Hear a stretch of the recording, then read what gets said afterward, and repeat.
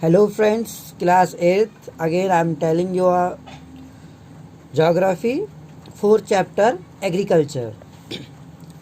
In agriculture we know that इसमें देख रहे हैं गुरप्रीत, माधो एंड टीना वे वर्किंग दो द विलेज, गांव से चल रहे थे। Where they saw a farmer tilling land, जहाँ किसान खेतों को जोत रहे थे। द फार्मर टोल्ड देम, किसान ने उन्हें बताया that he was growing wheat and had just added manure to soil to make it more fertile. Farmer told them that कि ही वॉज ग्रोइंग व्हीट, वह गेहूँ उगा रहा था। एंड ही हैड जस्ट, और उसने जस्ट उसमें मिट्टी में मैन्योर मिलाया है, गाय की गोबर, ताकि उसकी जो ज़मीन है ज़्यादा फर्टाइल हो सके। ही टोल्ड द चिल्ड्रन, उसने बच्चों को बताया that wheat would fetch a good price, wheat क्या करेगी, fetch a good price in the mandi, मंडी में उसे गेहूं के अच्छे दाम मिलेंगे। From where it would be taken to factory, और जहाँ से वो उसे फैक्ट्री ले जाएगा। एंड बिस्कुट फ्रॉम फ्लोर, और फिर उसके फ्लोर में जाके गेहूं का आटा बना के उसे बिस्कुट बनाए जाएंगे। The transformation from a plant to finished product involve 3 type of economic activity. जो ट्रांसफॉर्मेशन है प्लांट से finish product involve 3 type of economic activity हम देखते हैं basically. Primary activity, secondary activity and tertiary activity. Primary activity में हम जानते हैं जो हम नेचर की मदद से करते हैं, जैसे एग्रीकल्चर है 1, mining 2, fishing 3, hunting 4, dairy 5। Secondary activity में हम ट्रांसफॉर्म करते हैं इन्हीं चीज़ों को, जैसे हमने एग्रीकल्चर में मानो कॉटन से क्लोथ बना दिए तो वो सेकेंडरी एक्टिविटी हुआ। शुगर केन से हमने चीनी और जैगरी बना दी। ट्री से हमने फर्नीचर बना दिया तो सेकेंडरी हो गया। प्राइमरी में हम नेचर का यूज करते हैं, सेकेंडरी में हम उन्हीं प्राइमरी चीज़ों को सेकेंडरी चीज़ों में मैन्युफैक्चर कर देते हैं, तो सेकेंडरी सेक्टर को हम मैन्युफैक्चरिंग सेक्टर भी बोलते हैं। टर्सरी एक्टिविटीज़ में प्राइमरी और सेकेंडरी दोनों एक्टिविटियों को कनेक्ट करने का काम करता है, जैसे ट्रांसपोर्टेशन है, टेलीकम्युनिकेशन है, हॉस्पिटल्स हैं, स्कूल है, होटल्स हैं, टूरिज्म है, सेवा देने वाले क्षेत्र को टर्सरी एक्टिविटीज़ बोलते हैं। Primary activity include all those, primary activity में वो सभी चीज़ें आती हैं दोज कनेक्टेड विद एक्सट्रैक्शन, जिसमें एक्सट्रैक्ट करते हैं हम नेचर से, जैसे माइनिंग हो गया, हंटिंग हो गया, एग्रीकल्चर हो गया, डिफॉरेस्टेशन हो गया, पेड़ों को काटने का काम, and production of natural resources का प्रोडक्शंस करते हैं। जैसे प्राइमरी एक्टिविटीज में जो एक्टिविटीज आती हैं एग्रीकल्चर, फिशिंग, गैदरिंग और गैदरिंग भी are good examples. Secondary activity are concern with the processing of these resources, इन्हीं रिसोर्सेज को प्रोसेसिंग का काम हम सेकेंडरी एक्टिविटीज में करते हैं। जैसे मैन्युफैक्चरिंग ऑफ स्टील, माइनिंग की हमने प्राइमरी एक्टिविटी में, फिर माइनिंग करके जो मिनरल्स निकली उनसे हमने स्टील बनाया। बेकिंग ऑफ ब्रेड, जो व्हीट था वो प्राइमरी एक्टिविटी था, व्हीट से हमने फ्लोर में कन्वर्ट करके ब्रेड बना दिया। वेविंग ऑफ क्लोथ, कपड़ों का सिलना are the example of this activity. Tertiary activity में provide support to primary and secondary, जो टर्सरी एक्टिविटीज हैं, सर्विस सेक्टर हैं, वो प्राइमरी और सेकेंडरी सेक्टर को सपोर्ट करते हैं 2 सर्विसेज के द्वारा, जैसे कि ट्रांसपोर्ट है, ट्रेड है, बैंकिंग है, इंश्योरेंस है, बीमा, advertising are example of tertiary activity. जैसे टीचर है, डॉक्टर है, लॉयर है, नर्स हैं, होटल्स हैं, टेलीकम्युनिकेशन है, ट्रांसपोर्टेशन है, ये सभी टर्सरी एक्टिविटी या सर्विस सेक्टर में आते हैं, सेवा देने वाले क्षेत्र जो सर्विस प्रोवाइड करते हैं। ऐसे एयरपोर्ट है, पोस्ट ऑफिस है, रेलवे है, ये भी सर्विस सेक्टर में आएंगे। Agriculture is a primary activity, agriculture एक प्राइमरी एक्टिविटी है। इट इंक्लूड ग्रोइंग क्रॉप्स, इसमें क्या करते हैं, क्रॉप्स उगती हैं, fruits, vegetable, flower and rearing of live stock, जो पशुधन है उसके रियरिंग की जाती है। इन द वर्ल्ड, संसार में 50% पर्सन जो हैं एग्रीकल्चर एक्टिविटी में इंगेज हैं। 2/3 ऑफ इंडियाज पॉपुलेशन, इंडिया की 2/3 पॉपुलेशन आज भी एग्रीकल्चर पर ही डिपेंड है, क्योंकि टर्शरी सेक्टर में स्किल की ज़रूरत होती है, एजुकेशन की ज़रूरत होती है। तो टर्शरी सेक्टर में लोग ज़्यादा नहीं पाए जाते हैं, क्योंकि स्किल और ट्रेंड लोग ही इसमें ज़्यादा होते हैं। सर्विस सेक्टर, ये टीचर है, डॉक्टर है, लॉयर है, इंजीनियर है। तो टर्शरी सेक्टर में तो ज़्यादा जॉब वैकेंसी अवेलेबल नहीं होती, इसलिए एग्रीकल्चर सेक्टर में ये कहता है कि 2/3 इंडिया की पॉपुलेशन एग्रीकल्चर पे डिपेंड है। फेवरेबल टोपोग्राफी है, टोपोग्राफी में मिट्टी का टेक्सचर देखा जाता है, क्लाइमेट देखा जाता है, उस जगह का ह्यूमिडिटी देखी जाती है। Topography of soil and climate are vital well, ये बहुत ज़रूरी हैं एग्रीकल्चर एक्टिविटी के लिए। द लैंड ऑन विच, और उस लैंड में जिसमें क्रॉप्स को उगाया जाता है, एरेबल लैंड्स, वो हवादार हो, एरेबल हो। In the map you can see the agriculture activity is concentrated in those region of the world. हम देखते हैं कि जो कृषि है संसार में उसी जगह पे कंसंट्रेटेड है जहाँ पर सूटेबल फैक्टर्स हैं क्रॉप्स के एग्जिस्ट के लिए, जहाँ पर कृषि करने का फेवरेबल रिस्पांस आता है, वहीं पर एग्रीकल्चर पॉसिबल होती है। अगर हम देखें एग्रीकल्चर का जो ये मतलब बता रहा है, the word agriculture is derive from Latin word से मिलके बना, जिसमें आगर और एग्री मीन्स सॉयल होता है और कल्चर मीन्स होता है कल्टीवेशन, यानी सॉयल में कल्टीवेशन करना, जिसका अर्थ है, ये डू यू नो कह रहा है। एग्रीकल्चर जो है किसको बोलेंगे? Agriculture the science and art of cultivation on soil, यानी कि विज्ञान और कला का जो कल्टीवेशन है ज़मीन पे, विज्ञान और कला को मिला के ज़मीन पर कल्टीवेशन करना। रेजिंग क्रॉप्स, फसल उगाना, और रियरिंग लाइव स्टॉक, एग्रीकल्चर में रियरिंग लाइव स्टॉक भी आएंगी। इट इज़ कॉल्ड फार्मिंग, इसको फार्मिंग बोलते हैं। मिक्स्ड फार्मिंग की जाती है अमेरिका जैसे देशों में, वहाँ पर एग्रीकल्चर और जानवर दोनों को साथ पाला जाता है। दूसरा है sericulture, commercial rearing of silkworm जो है, इट में supplement the income of farmer. Commercial, जो कॉमर्शियल पर्पज़ के लिए करी जाती हैं, जैसे रियरिंग ऑफ सिल्कवॉर्म है, इसे रेशम के कीड़े पाले जाते हैं मलबरी के पेड़ में, इसको सेरीकल्चर बोलते हैं। पाइसिकल्चर, ब्रीडिंग ऑफ फिश, मछलियों की नस्लों को सुधार करके मछलियाँ स्पेशली कंस्ट्रक्ट टैंक्स और पॉन्ड बना के मछलियाँ पाली जाती हैं। विटीकल्चर, विटीकल्चर में कल्टीवेशन ऑफ क्रॉप्स किया जाता है। हॉर्टिकल्चर, हॉर्टिकल्चर में ग्रोइंग वेजिटेबल, फ्लावर और फ्रूट, तीनों चीज़ें, फल, फूल और सब्जियां तीनों। और एक होता है एपीकल्चर, जिसमें हम शहद का उत्पादन करते हैं। एपीकल्चर में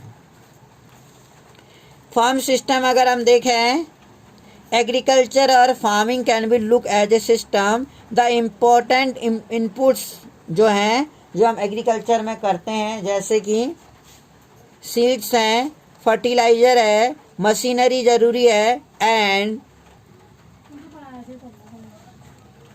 the farm system of arable farms की अगर हम बात करें, यहाँ पर हम देख रहे हैं इनपुट्स जो हमें, जैसे मशीनरी है, सीड्स हैं और केमिकल्स हैं, ये तीनों चीज़ें इनपुट्स हैं। ये तीनों इनपुट्स हैं तो इसका आउटपुट क्या आ रहा है? क्रॉप्स हैं। प्रोसेस चल रही है ह्यूमन बींग के द्वारा, plotting, sowing and spraying. Plotting किया गया है, सोइंग फिर बोया गया है, इसके बाद अब इसमें स्प्रे किया जा रहा है।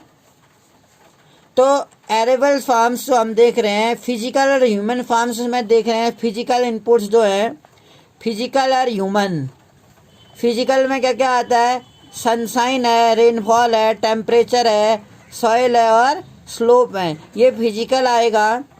ह्यूमन इनपुट्स में आपका आएगा स्टोरेज फैसिलिटीज उसके पास नहीं है, लेबर है नहीं है, मशीनरी है नहीं है, केमिकल्स उसके पास है नहीं है, ये ह्यूमन्स में आएगा। लेबर्स की अगर हम बात करें, सम ऑफ द ऑपरेशंस, इसमें से जो कुछ ऑपरेशंस हैं involve are plotting, sowing, irrigation, weeding and harvesting.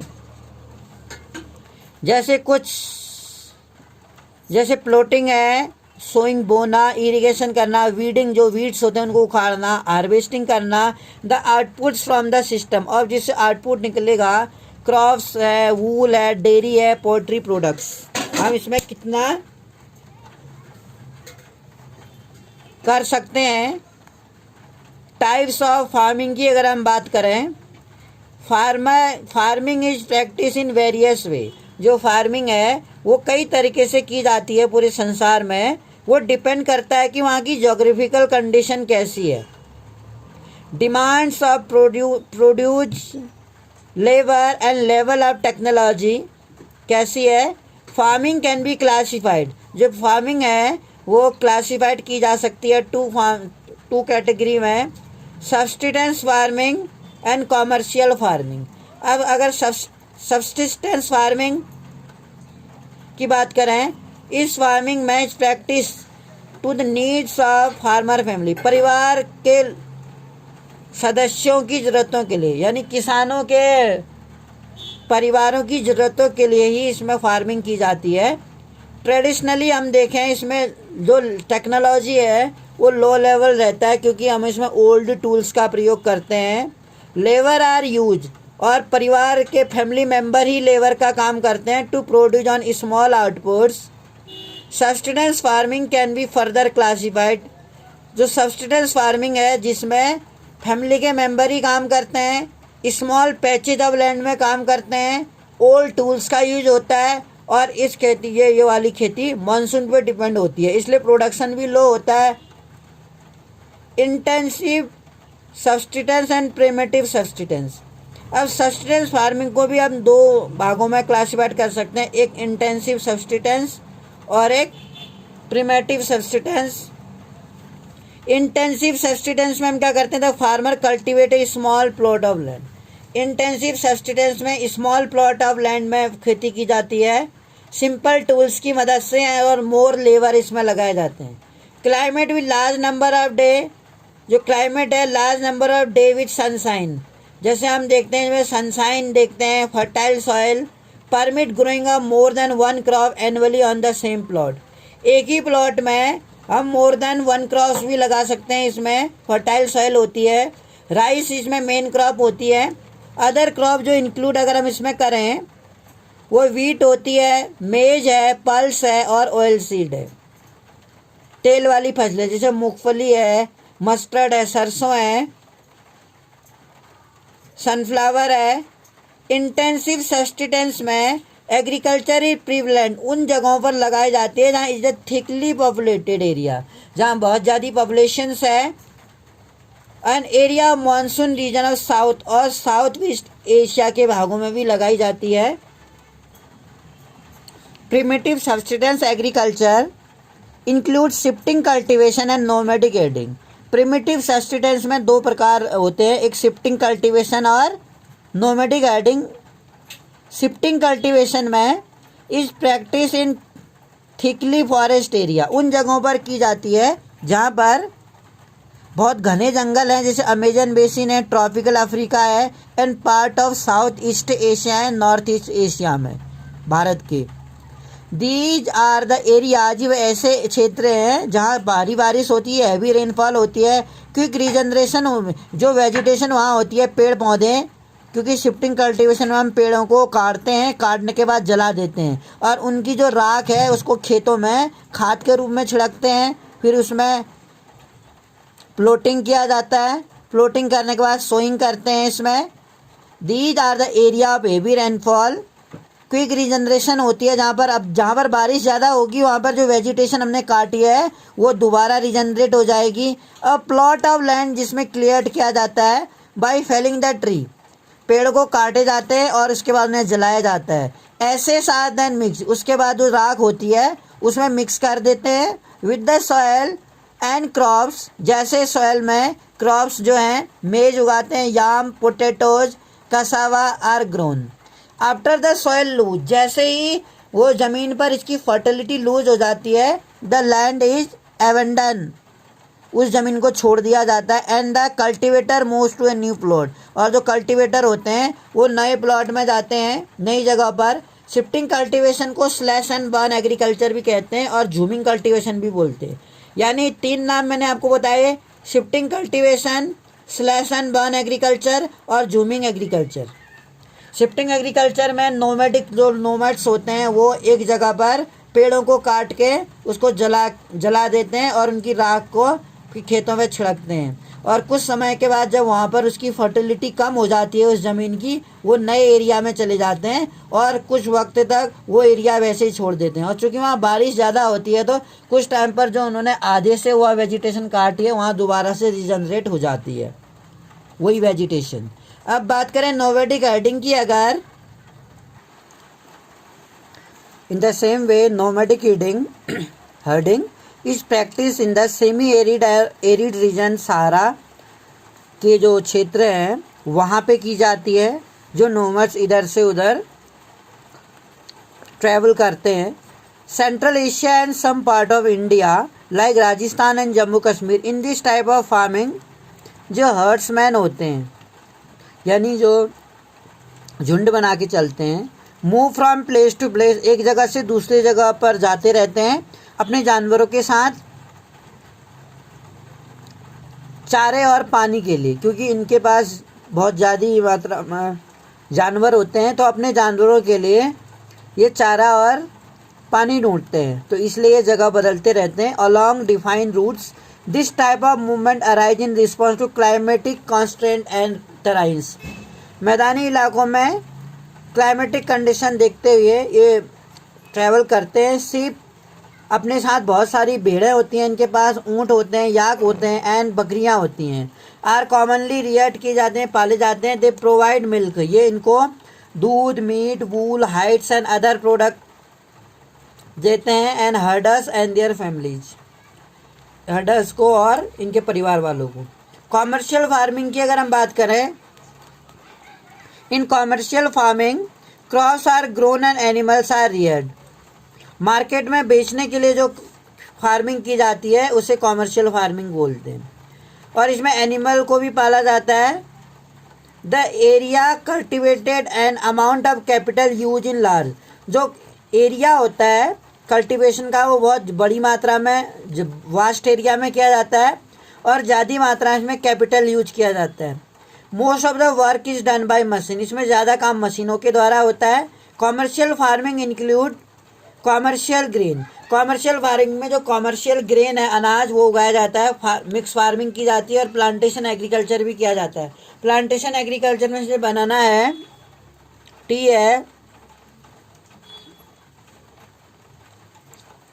In commercial grain, commercial जो अनाज होते हैं, farming crop are grown for commercial purpose. Wheat and maize are common commercially grown grain. Major area where commercial grain farming is practice, जहाँ farming की जाती है। Temperate grassland of North America है, Europe और Asia. This area are sparsely populated with large farm spreading over 100 of hectares. 7 winter restricted the growing season and only single crop. In a mix farming the land is use. Mix farming में हम क्या करते हैं, land को use करते हैं growing foods के लिए और फूडर क्रॉप्स के लिए। चारे वाली फसलें जैसे जौ है, शुगर केन है और मेज है। रियरिंग लाइव स्टॉक, पशुओं को पालते हैं। It is practice in Europe, ये जो की जाती है फसल, ऐसी फसलें यूरोप में, ईस्टर्न यूएसए में, अर्जेंटीना में और साउथ वेस्ट ऑस्ट्रेलिया, न्यूजीलैंड और साउथ अफ्रीका में की जाती है। अगर हम प्लांटेशन की बात करें, plantation are a type of commercial farm. Plantation भी कॉमर्शियल फार्मिंग में आते हैं, क्योंकि प्लांटेशन हम उन फसलों का करते हैं जो कॉमर्शियली काफ़ी यूजफुल है। Where single crop of tree, जहाँ पर चाय के बागान, coffee, sugar cane, cashew, rubber, banana, cotton उगाए जाते हैं। Large amount of labour, plantation करने के लिए हमें लार्ज अमाउंट ऑफ स्किल्ड और चीफ लेबर की आवश्यकता होती है और capital are required. The produce may be processed on the farm itself in nearby factory, और जो प्रोड्यूस में बी प्रोसेस, और जो प्रोडक्शन का काम है वो कहाँ प्रोसीड किया जा सकता है, नियर बाई फैक्ट्रीज में, तो जहाँ पर फैक्ट्री होते हैं कोशिश की जाती है कि उसके नियर बाई एरियाज में ही ये प्लांटेशन किया जाए। कॉटन का है, टी का है, बनाना है, रबड़ है। मेजर प्लांटेशन जो फाउंड इन ट्रॉपिकल रीजन्स में, जो उष्णीय देश है जहाँ गर्म ज़्यादा होता है वहाँ प्लांटेशन किया जाता है। रबड़ in Malaysia, coffee in Brazil. तो सबसे ज़्यादा जो रबड़ का प्रोडक्शन है मलेशिया है, थाईलैंड है, इंडोनेशिया है, वहाँ किया जाता है। और हम कॉफ़ी की बात करें, सबसे ज़्यादा कॉफ़ी ब्राज़ील में प्रोडक्शन किया जाता है। टी का इंडिया में किया जाता है, इंडिया एंड श्रीलंका कुछ एग्जाम्पल्स हैं। मेजर क्रॉप्स की अगर हम बात करें, लार्ज वैरायटी ऑफ क्रॉप्स जो है वो ग्रोन उगाई जाती है ताकि जो पॉपुलेशन है बढ़ती जा रही उसकी आवश्यकताओं को हम पूरा कर सकें। आज हम देख रहे हैं कि हमारी जो पॉपुलेशन है वो तेज़ी से बढ़ती जा रही है, तो इतनी ज़्यादा पॉपुलेशन को फूड प्रोवाइड करने के लिए हमें प्रोडक्शन करना ज़रूरी है। Crops also supply raw material, जो क्रॉप्स हैं वो रॉ मटेरियल भी सप्लाई करते हैं। Agro based industry, agro based industry उन्हें बोलते हैं जो एग्रीकल्चर पे डिपेंड होती है, जैसे कॉटन है, मस्टर्ड है, शुगर केन है, व्हीट, राइस, मेज। Crop also supply basic agro based industry, जो इंडस्ट्री एग्रीकल्चर पे डिपेंड होती है रॉ मटेरियल के लिए। और प्लाईवुड उद्योग, वो ट्री पर डिपेंड है, प्लाईवुड उद्योग। मेजर फूड क्रॉप्स जो हैं जैसे व्हीट है, राइस है, मेज है और मिलेट्स है, मोटा अनाज जैसे ज्वार, बाजरा और रागी मिलेट्स में आते हैं। Jute and cotton are fibre crop, इसमें जो जूट है जिसे गोल्डन फाइबर के नाम से जाना जाता है, और कॉटन रेशे वाली फसल है, सिल्क भी रेशे वाली फसल है। Jute, cotton, silk. Important beverage crop जो है पेय पदार्थ वाली फसल वो है tea and coffee. If you talk about rice, rice is the major food crop of world, एक मेजर फूड क्रॉप है संसार की।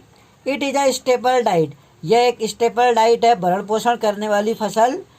ट्रॉपिकल और सब ट्रॉपिकल रीजन में उगाई जाती है, उष्ण और उष्ण कटिबंधीय वाले रीजन में, जहाँ गर्मी ज़्यादा होती है या गर्म ठंडा होता है। Rice need high temperature, rice को हाई टेम्परेचर की ज़रूरत होती है, हाई ह्यूमिडिटी की और रेनफॉल की। ज़्यादा बारिश चाहिए, 100 सेंटीमीटर से ज़्यादा बारिश जहाँ होती है वहाँ राइस प्रोडक्शन किया जाता है। लेकिन जहाँ पर 100 सेंटीमीटर से कम भी होती है, तो अगर इरिगेशन फैसिलिटीज़ है तब भी वहाँ राइस उगाया जा सकता है। It grow best in alluvial clayey soil, ये सबसे बेस्ट होती है एल्यूवियल क्लेली सॉइल में। विच कैन रिटेन वाटर, जिसमें पानी की रिटेन कर सकता है।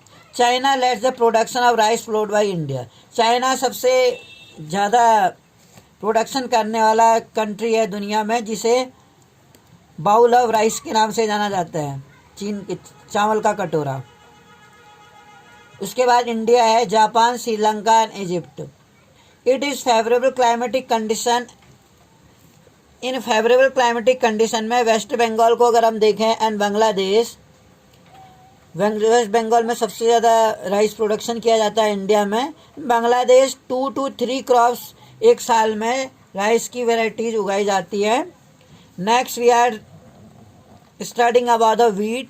व्हीट रिक्वायर मॉडरेट टेम्परेचर चाहिए, ना ज़्यादा गर्म ना ज़्यादा ठंडा, and rainfall during growing season, और जिस टाइम हम गेहूँ लगा रहे हैं उस समय बारिश होनी चाहिए। And bright sunshine at the time of harvest, और जिस समय हम गेहूँ की फसल काट रहे हैं उस समय धूप होनी चाहिए। It thrive best in well drain loamy soil, ये बहुत अच्छी पैदावार देती है लोमी सॉइल में।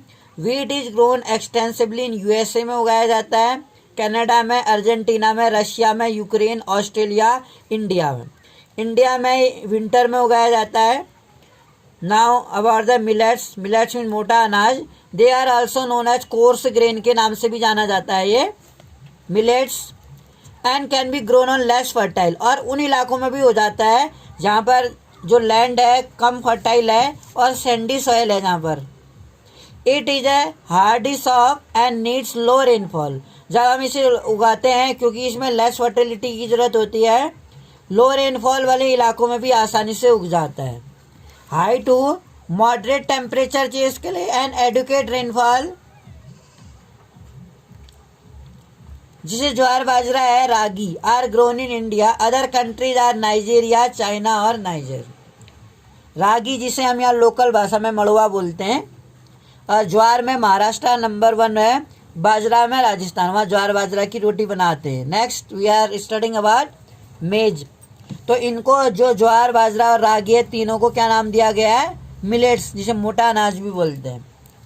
और ऐसे मैंने फाइबर क्रॉप बताई हैं आपको। फाइबर क्रॉप में क्या आती हैं? कॉटन है, जूट है, सिल्क है। अब मेजर की अगर हम मेज की बात करें, मेज रिक्वायर मॉडरेट टेम्परेचर। जो मेज है इसके लिए मॉडरेट टेम्परेचर चाहिए, rainfall and lot of sunshine, और ज़्यादा सनशाइन चाहिए। It needs well drain fertile soil. Maize is grown in North America. जो मेज है नॉर्थ अमेरिका में ग्रोन किया जाता है, ब्राज़ील, चाइना, रशिया, कनाडा और इंडिया और मैक्सिको में। अब अगर हम कॉटन की बात करें, cotton require high temperature. Cotton के लिए हमें ज़्यादा टेम्परेचर चाहिए, लाइट हल्की बारिश चाहिए, 210 फ्रॉस्ट फ्री डेज चाहिए।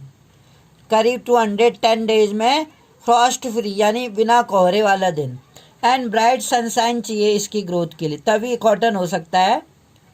इसलिए महाराष्ट्र और गुजरात में इस तरह का टेम्परेचर है कि वहाँ आसानी से कॉटन ग्रो होता है। इसके अलावा काली मिट्टी चाहिए, काली मिट्टी में कॉटन का प्रोडक्शन सही तरीके से होता है। It grow best on black, अच्छी तरह से ये ब्लैक सॉइल में उगता है, एलिवल सॉइल में। China, USA, India, Pakistan, Brazil, Egypt ये लीडिंग प्रोड्यूसर माने जाते हैं कॉटन के। It is one of the main raw material माना जाता है कॉटन टेक्सटाइल इंडस्ट्री के लिए। कॉटन टेक्सटाइल इंडस्ट्री तभी डेवलप हो सकती है जब रॉ मटेरियल के रूप में इस इंडस्ट्री को कॉटन प्रोवाइड हो। Now we are studying about the jute. Jute is also a fibre crop like cotton. Jute was also known as golden fibre, golden fibre के नाम से जाना जाता है। It grow well on alluvial soil, ये आसानी से एल्यूवल सॉइल में ग्रो हो सकता है। इसके लिए हाई टेम्परेचर चाहिए, हैवी रेनफॉल चाहिए और ह्यूमिड क्लाइमेट चाहिए। The crop is grown in tropical areas में क्रॉप उगती है। इंडिया एंड बांग्लादेश जो हैं जूट के मेजर प्रोड्यूसर हैं, लेकिन बांग्लादेश इंडिया से आगे है क्योंकि बांग्लादेश से पहले वहाँ पूर्वी पाकिस्तान था और उससे पहले ये भारत का हिस्सा था। तो भारत की जब बांग्लादेश बना 1971 में, उस समय कई सारी अच्छी मिलें सब बांग्लादेश में चली गई। जो यहाँ बहुत अच्छी मिलें थी, स्किल्ड जो लेबर थे। Coffee require warm and wet climate, coffee के लिए हमें वार्म और वेट क्लाइमेट चाहिए और वेल ड्रेन लोमी सॉइल चाहिए। हिल स्लोप्स की अगर हम बात करें, पहाड़ी ढाल आर मोर सुटेबल है इसकी ग्रोथ के लिए। ब्राज़ील जो है कॉफ़ी का लीडिंग प्रोड्यूसर है, followed by Colombia and India. अगर हम टी की बात करें, tea is a beverage crop grown on plantation. This require cool climate and well distribute, high rainfall चाहिए टी के लिए थ्रू आउट द ईयर। लेकिन जो चाय है वो ढाल वाली भूमि पे लगाए जाते हैं, मैदानी भागों में चाय नहीं लगाई जाती। इसके पीछे रीज़न ये है कि अगर हम मैदानी भागों में चाय लगाएंगे तो इसकी जड़ों में पानी रुक जाएगा, जिससे ये पेड़ सड़ सकते हैं, प्रोडक्शन नहीं हो पाता। इसलिए ढाल वाली भूमि में चाय की खेती की जाती है, पहाड़ी इलाकों में। Through out the year the growth of it tender leaf, जो इसकी पत्तियाँ होती हैं वो काफ़ी क्या होती हैं? टेंडर यानी कि नाजुक होती हैं। It need well drain loamy soil चाहिए इसके लिए एंड जेंटल स्लोप, ढाल वाली भूमि। लेबर इन लार्ज नंबर, चाय की खेती प्लांटेशंस के लिए, प्लांटेशन वाली फसल है, लार्ज नंबर में स्किल्ड लोग चाहिए और चीफ लेबर चाहिए जो इसकी पत्तियों को, सूखी पत्तियों को उठाएं।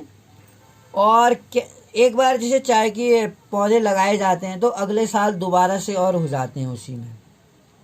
Kenya, India, China, Sri Lanka produce the best quality of T, संसार में उगाते हैं। जैसे इंडिया में भी आसाम में, कर्नाटक में, तमिलनाडु में, केरला में और यहाँ उत्तराखंड के पहाड़ी भागों में कई सारे इलाकों में चाय उगाई जाती है, best quality in the world मानी जाती है।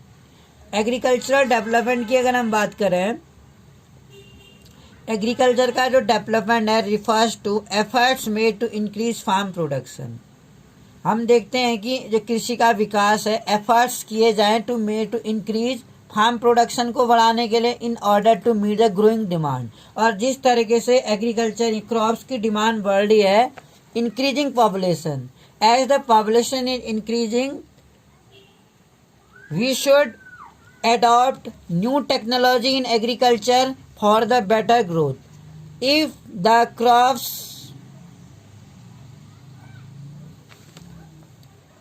is not grown in any area, then we are unable to feed the population. This can be achieved in many way. ऐसा कैसे किया जा सकता है? हम कैसे ये बढ़ती हुई जो पॉपुलेशन है, इसकी डिमांड है, उसको पूरा कर सकते हैं? इसको अचीव किया जा सकता है कई तरीके से, such as increasing the cropped area. जो क्रॉप्ड एरिया है, हमारे कल्टिवेटेड एरिया है, हम उनको बढ़ा सकते हैं। And number of crop grown, और कई सारे नंबर ऑफ जो क्रॉप ग्रोन है। इम्प्रूविंग, हम इरिगेशन फैसिलिटी को इम्प्रूव कर सकते हैं, जो सिंचाई करने के तरीके हैं। फर्टिलाइजर यूज कर सकते हैं, high yielding variety seed use कर सकते हैं, मैकेनाइजेशन मशीनीकरण कर सकते हैं, हम ट्रैक्टर इस्तेमाल कर सकते हैं, न्यू टेक्नोलॉजी में हम नई मशीनों को यूज कर सकते हैं। And also another expect of agriculture development, the ultimate aim of agriculture development, जो अल्टीमेट एम है एग्रीकल्चर के विकास का, वो है कि हम फूड सिक्योरिटी। अब फूड सिक्योरिटी हम कब करेंगे? जब फूड प्रोडक्शन ज़्यादा होगा, जब हमारे पास सरप्लस फूड होगा कंज्यूम के अलावा, तभी तो हम फूड सिक्योरिटी करेंगे। दूसरा, हमारे पास वेयर हाउस होने चाहिए ताकि हम जो फूड है उसको सिक्योर कर सकें, ताकि उनको हम इंसेक्ट या अदर जानवरों से बचा सकें। Agriculture has develop at different place in different part of the world. अलग अलग हिस्सों में संसार के इसमें डेवलपमेंट हुआ है। जो डेवलपिंग कंट्री हैं विथ लार्ज पॉपुलेशन, जहाँ पॉपुलेशन ज़्यादा है, वहाँ इंटेंसिव एग्रीकल्चर की जाती है। हमने इंटेंसिव एग्रीकल्चर के बारे में बताया। जहाँ पॉपुलेशन ज़्यादा होती है वो मॉडर्न टेक्नोलॉजी की मदद से प्रोडक्शंस को बढ़ाते हैं।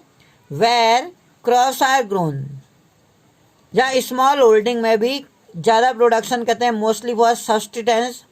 Large holding are more suitable, लेकिन छोटे भूभाग पर ये खेती की जा सकती है इंटेंसिव वाली। लेकिन अगर हम कॉमर्शियल एग्रीकल्चर को बढ़ावा देना चाह रहे हैं, then we should have a large area, as in Asia, USA, Canada और ऑस्ट्रेलिया में जैसे की जाती है। With the help of 2 case study of farms, one from India. अब हम कंपेयर करेंगे 2 देशों की फार्मिंग के बारे में। वन इज, और समझेंगे कि जो एग्रीकल्चर है उसका जो डेवलपमेंट है वो डेवलपिंग कंट्री और डेवलप्ड कंट्री में कितना डिफरेंस है। अगर हम फार्मिंग को देखें और 2 देशों को कंपेयर करें, if we compare the 2 country, one is America and other one is India, and one is developed and other is developing country, तो we can compare that in developed country how the farming is done and in developing country how the farming is done. Farm in India की अगर हम बात करें, there is a small village. भारत में एक छोटा गांव है आदिलाबाद, इन Ghazipur district of Uttar Pradesh. Ghazipur district के उत्तर प्रदेश में आदिलाबाद एक बहुत छोटा सा गांव है। वहाँ मुन्ना लाल एक छोटा सा किसान है। अपने गांव में who has farm land of about 1.5 hectare का इसके बाद एक फार्म लैंड है जहाँ पर वो खेती करता है। His house is in main village, उसका घर गांव मुख्य गांव में है उसका घर। He purchase highly yielding variety of seeds, वो HYV सीड यानी जो उच्च हाई प्रोडक्शन देती हैं उन सीडों को मार्केट से खरीदता है। एवरी अल्टरनेट ईयर में, हर साल।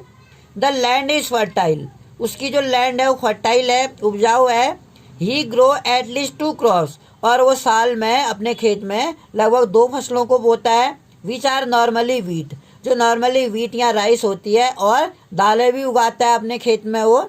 The farmer take advice of the friends, वो किसान अपने दोस्तों की एडवाइस भी लेता है, सलाह लेता है कि उसे फार्मिंग कैसे करनी चाहिए, कैसे प्रोडक्शन को बढ़ा सकता है, उसे क्या क्या सेफ्टी मेजर अपनाने चाहिए, कौन सी टेक्नोलॉजी इस्तेमाल करनी चाहिए। इसके लिए वो अपने फ्रेंड से एडवाइस लेता रहता है, एल्डर्स अपने बड़ों से भी।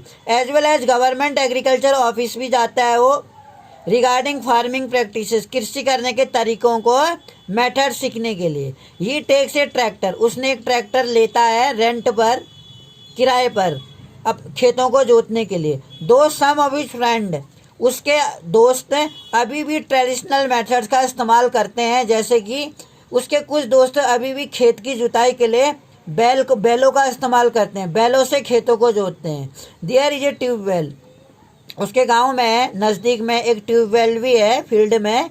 ही टेक्स ऑन रेंट, वो भी उसने रेंट पे लिया है अपने खेत को इरिगेट करने के लिए।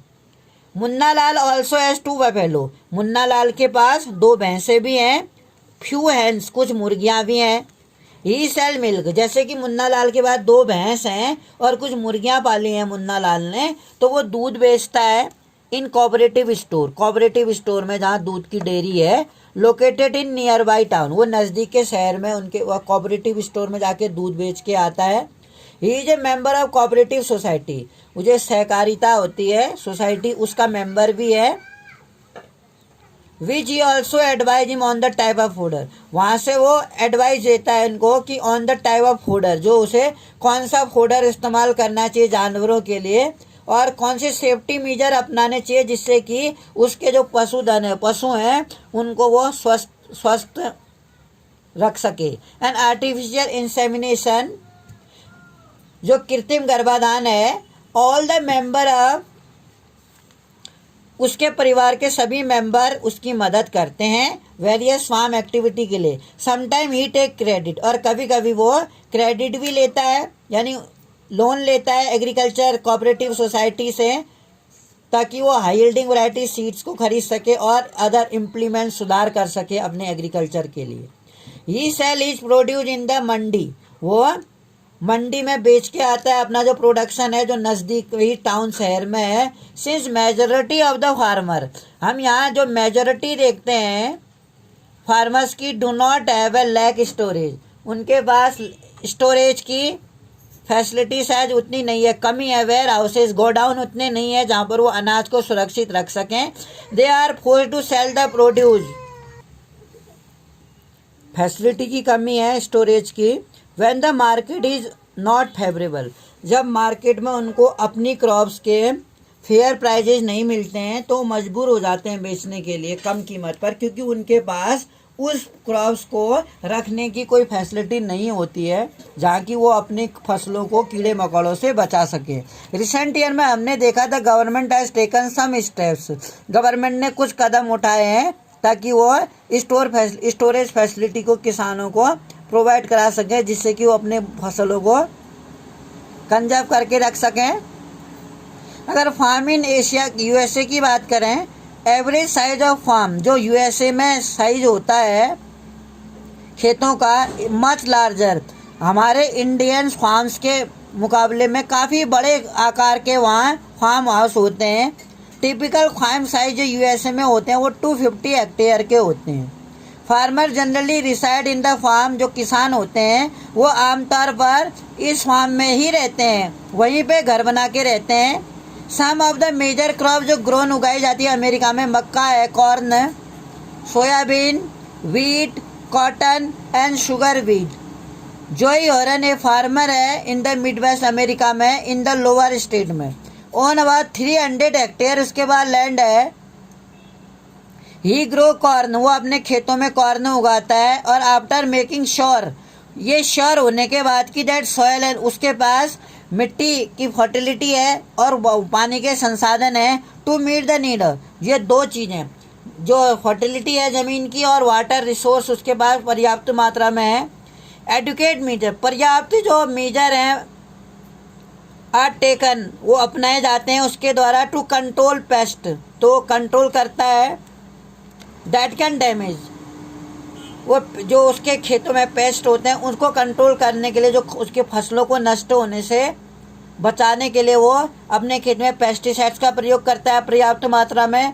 From time to time he send the soil sample, समय समय पर वो मिट्टी के सैंपल को, कि मिट्टी की फर्टिलिटी कितनी घटी है या किन किन तत्वों की कमी है, उसके लिए वो सॉइल टेस्टिंग लेबोरेटरी चेक करने के लिए अपनी एरिया की मिट्टी को भेजता रहता है। Whether the nutritions are sufficient, ये जानने के लिए कि क्या उसके बाद जो न्यूट्रिशन है वो सफिशिएंट है नहीं है। द रिजल्ट हेल्प जॉय, इसके परिणाम में जो रन को ये मदद मिलती है कि टू प्लान कि अपने वो किस तरह से साइंटिफिक फर्टिलाइजर प्रोग्राम चलाए। His computer is linked to the satellite, उसके पास कंप्यूटर भी है जो सैटेलाइट से लिंक है। Which given him a precise picture of his field, जो उसके खेतों की पिक्चर उसको दिखा देता है। दिस हेल्प हिम, इससे क्या मिलती है, उसको मदद मिलती है टू यूज केमिकल फर्टिलाइजर, जिससे कि वो अपने खेतों में केमिकल फर्टिलाइजर को यूज कर सके। And pesticide wherever they are required he use tractor, और जहाँ कहीं आवश्यकता होती है वो पेस्टिसाइड यूज करता है। ही यूज ट्रैक्टर, वो अपने खेतों में ट्रैक्टर का यूज करता है, बीजों का यूज करता है, ड्रिल्स का, और लैब, ताकि वो अपने खेत को लेबलर बनाए। कंबाइन हार्वेस्टिंग का, थ्रेसर का, to perform various agriculture operations के लिए। A grain are store in automated grain storage और डिस्पैच टू मार्केट एजेंसी, और कई सारे जो ग्रेन्स हैं वो स्टोर करने के लिए उसके पास ग्रेन स्टोरेज फैसिलिटी है, और उसके बाद उसको मार्केट एजेंसी के बाद भेज दिया जाता है, डिस्पैच कर दिया जाता है। द फार्मर इन यूएसए, जो किसान होते हैं यूएसए में, वर्क्स लाइक ए बिजनेसमैन, वो बिजनेसमैन की जैसे काम करते हैं, न कि पीजेंस फार्मर की तरह जैसे कि इंडिया में किया जाता है। तो यार हमने ये देखा कि there is a lot of difference between India and America. In America where the farmers have a lot of field for the production, and he used modern technologies, and before cultivation he investigate the field whether the fertility of that soil is perfect, whether the water resources are available for irrigation or not, and time to time he send the soil to laboratory for testing whether the nutrients are sufficient for growing cultivation or not. And he has a computer also, and in his computer his computer is linked with the satellite, and that satellite send him a picture of his land, जिससे उसे मदद मिलती है कि उसके खेतों की conditions क्या है। वहीं इंडिया में हमने देखा जहाँ कुछ लोग बैल से ही खेतों की जुताई करते हैं, या बैलगाड़ी यूज करते हैं ट्रांसपोर्टेशन के लिए। यहाँ पर उनके ज़मीन में फर्टिलिटी उतनी नहीं है, उनको अब ज़मीन की नॉलेज उतनी नहीं है, और उनके पास वेयर हाउसेस भी नहीं है, जिससे कि वो मंडी में अगर उनको कीमत कम भी मिलती है तो बेचने के लिए मजबूर हैं, क्योंकि उनके पास उस क्रॉप्स को रखने के लिए कोई गोडाउन व्यवस्था नहीं है। तो यहाँ पर आप देखते हैं कि जो फार्मर्स की कंडीशन है वो कितनी पिटेबल है, कितनी दुखदाई है। और मोर एवर यहाँ गवर्नमेंट फार्मर्स को कम दरों पर लोन भी प्रोवाइड नहीं कराती है। तो यहाँ पर जो फार्मर्स के पास जो लैंड है, स्मॉल पीसेस ऑफ लैंड है, उनके पास उतनी कैपिटल्स नहीं है मॉडर्न टेक्नोलॉजी इस्तेमाल करने के लिए। उनके पास गवर्नमेंट्स जो भी फैसिलिटीज़ प्रोवाइड कराती है वो किसानों तक पहुंच भी नहीं पाती है। एंड मोर एवर सबसे बड़ी बात की जो फार्मर्स हैं यहाँ पर वो क्या है, अनएजुकेटेड हैं, उतने एजुकेटेड नहीं हैं। जबकि जो अमेरिका में स्कीम्स बनाई जाती हैं बेसिकली वो फार्मर्स के जो इनके पास बड़े एरियाज हैं कल्टीवेशंस के लिए, और यहाँ के फार्मर्स बहुत सारे जो लैंडलेस हैं। दूसरा वो रूरल एरियाज में रहते हैं, उनके पास प्रॉपर फैसिलिटीज़ नहीं है या उनको जानकारी नहीं हो पाती है, और वो अनएजुकेटेड भी हैं।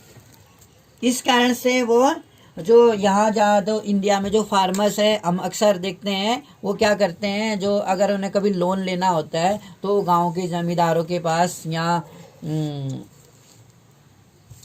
और लोग मनी लेंडर साहूकार के पास चले जाते हैं, और जिससे कि उनको यहाँ पर विटनेस भी नहीं वो करना पड़ता है। इससे वो अपनी ज़मीन को उसके पास गिरवी रख देते हैं। तो बेसिकली हम ये देखते हैं कि यहाँ पर जो कंडीशंस है, किसानों की दशाएं हैं वो फेवरेबल नहीं है। जबकि अमेरिका में उनके पास बड़ी बड़ी they have a big technologies, और जो अमेरिका में खेती की जाती है वो स्मॉल पैचेज ऑफ लैंड में वो ज़्यादा प्रोडक्शन करते हैं, यानी मिक्स क्रॉपिंग भी करते हैं। और सबसे बड़ी बात मैंने आपको जो बताई थी, एग्रीकल्चर एरिया जहाँ वो फार्मिंग करते हैं, फार्मिंग के पास ही उनके हाउस होते हैं, उसी में रहते हैं वो वहीं पर। और कृषि करने के साथ, फार्मिंग करने के साथ साथ वो एनिमल हस्बेंड्री यानी लाइव स्टॉक जानवरों को भी पालते हैं। अस्तबल्स होते हैं इनके बाद, कई सारे जानवरों को यूज करते हैं, क्योंकि वो जानते हैं कि डायरेक्टली जो एग्रीकल्चर में वो मैन्योर इस्तेमाल करते हैं, वो अपने जो जानवर उन्होंने पाले होते हैं उनको यूज करते हैं, और जो क्रॉप्स उगाते हैं उन्हीं को फोडर के रूप में जानवरों के लिए वो यूटिलाइज कर देते हैं।